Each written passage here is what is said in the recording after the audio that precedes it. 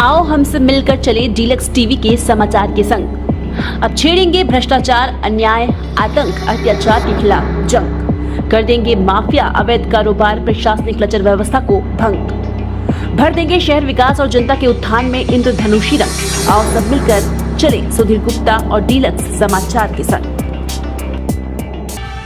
युक्तियुक्तकरण को लेकर जिला प्रशासन का प्रेस वार्ता। प्रशासन ने बताया कि युक्तियुक्तकरण 2 फेज में हुआ है, जिसमें पहला फेज था शाला आयोग के युक्तिकरण और दूसरे फेज था टीचर युक्तिकरण। बताया गया लगातार यह शिकायत प्राप्त हो रहा था कि स्कूलों में टीचर की कमी हो रहा है। जिले के कई स्कूलों में एकल शिक्षक के माध्यम से शाला चल रहा था, जिसके चलते स्टूडेंट सहित पालकों को काफी समस्या का सामना करना पड़ रहे थे। इसी के मद्देनजर युक्तियुक्तकरण करने का फैसला सरकार ने लिया। युक्तिकरण में जर्जर स्कूल भवनों को लेकर भी चर्चा की गई है। वही शाला बंद हो रहे खबर को भ्रामक होना बताया, जबकि शाला को बंद नहीं किया जा रहा। युक्तियुक्तकरण में देखा गया कि जिस स्कूल में एकल शिक्षक के बदौलत शाला चल रहा, वहां शिक्षकों का युक्ति किया गया। बहरहाल युक्तियुक्तकरण को लेकर जिला प्रशासन ने किसी प्रकार का विरोध करने का बात सामने नहीं आने की बात कही है।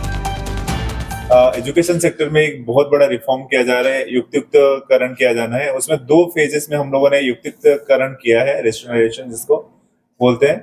पहला था कि शाला युक्तियुक्तकरण करना था और दूसरा पर्याय है कि टीचर्स का युक्तियुक्तकरण करना था। उसके पीछे जो पर्पस रहा है, उद्देश्य रहा है उसके पीछे, कि हमारे प्रदेश में आप देखेंगे कि एक ही कैंपस में बहुत सारे स्कूल्स ऑपरेट करती हैं। कहीं पे माध्यमिक शाला है, कहीं पे प्राइमरी स्कूल्स है, कहीं पे, और बहुत सारे हमारे पास स्कूल्स हैं जहाँ पे शिक्षक विहीन है और एकल शिक्षक है।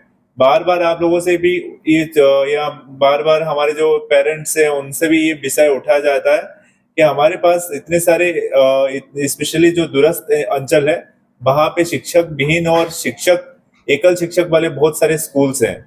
तो इसी को मद्देनजर रखते हुए ये युक्तियुक्तकरण और जो स्कूल रेशनलाइजेशन वाला प्रोसेस है उसको स्टार्ट किया गया और इसके तहत 2 पर्याय में किया गया, स्पेशली स्कूल्स का, शालाओं का, और दूसरा टीचर्स का। शालाओं में बार बार एक आता है कि बहुत सारे स्कूल्स बंद होंगे, ये सारे भ्रम है बेसिकली।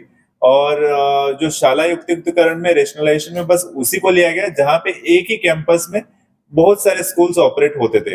मान लीजिए वहां पे यूडाइस कोड में अलग एक माध्यमिक शाला है, वहां पे एक प्राइमरी स्कूल है, वहां पे हाई स्कूल है, तो अलग अलग सबका यूडाइस कोड होता था। वहां पे टीचर स्टूडेंट का अनुपात अलग होता था और बार बार इसी को लेके क्वेश्चन किया जाता था।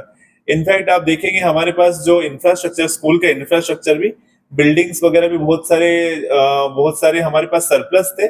मगर जब आरटी के तहत हम लोगों ने जब बाहर गाँव में हर 1 किलोमीटर में स्कूल्स वगैरह खोलना शुरू किया, तभी अभी बहुत सारे आप देखते हैं जर्जर भवन वगैरह भी है। हमारे पास इंफ्रास्ट्रक्चर की कमी कहीं पड़ जाती है। तो ये सारी चीजों को युक्तियुक्तकरण में हम लोगों ने एड्रेस लिया। उसके बाद हमारे जैसे आप वनांचल क्षेत्र है, नगरी में हमारे पास आश्रम भी है, ट्राइबल के आश्रम भी है और वो ऑपरेट करते हैं वही आसपास के हॉस्टल के पास। तो हम लोगों ने ऐसे स्कूल्स को, डीपीआई का पूरा इंस्ट्रक्शन रहा है और ऐसे स्कूल्स को हम लोगों ने मर्ज किया, एक यूनिफाइड यूडाइस कोड बनाया और स्कूल्स वगैरह ऐसे कोई नया और कोई पुराना बंद नहीं हो रहा है। बस हम लोगों ने मर्ज किया ताकि यहाँ पे हमारे टीचर्स का अनुपात सही रहे। दूसरा है कि हम लोगों ने सेकंड फेज में हम लोगों ने टीचर्स वाला लिया। टीचर्स का जो युक्तियुक्तकरण करना था उसको हम लोगों ने लिया है और उसमें हमारे 3 भाग में हम लोगों ने डिवाइड किया, स्पेशली प्राइम। रोजाना धमतरी जिले की छोटी बड़ी खबरें पाने के लिए धमतरी डीलक्स टीवी समाचार के साथ जुड़े रहें। हर खबर पहले पाने के लिए हमारे YouTube channel Dhamtari deluxe TV को सब्सक्राइब कर बेल आइकॉन जरूर दबाएं। इसके साथ ही साथ हम आपको रोजाना धमतरी जिले की छोटी बड़ी खबरों से आपको रूबरू कराते रहेंगे।